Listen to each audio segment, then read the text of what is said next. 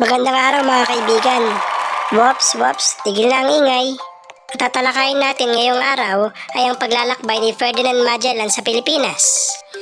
Kaya makinig kayong mabuti. Ang mata sa akin, wag sa katabi, lalong wag sa crush. Ngayon, throwback tayo sa taong 1521. Imagine ninyo, si Ferdinand Magellan, parang vlogger na naghahanap ng viral content, pero instead na views, ang hanap niya ay spices at bagong ruta para sa Espanya. March 16, 1521, after ng super long ride sa Pacific Ocean, yung bang ubos na yung pagkain nila, super gutom na sila, kahit yung daga kinakain na. Bigla na lang, all of a sudden, uy, may isla, lupa at last. Touchdown sa Homonhon, Samar. Nagpahinga lang sila saglit, tapos lumipat na sa Limasawa. Dito nangyari ang ultimate friendship goals.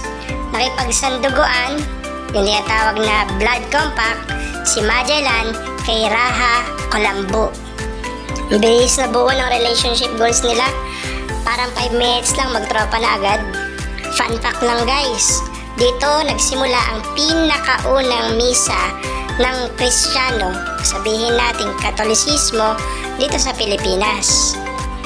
After that, next stop, Cebu. Dito naman nila na-meet ang big boss na si Raha Humabon. At dahil sa likas na magaling mag-sales talk itong si Magellan, nakumbinsi niya si Humabon na maging Katoliko.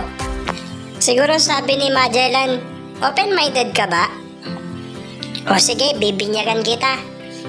Just like that, nakapag-converte siya ng mga unang Katoliko dito sa Pilipinas.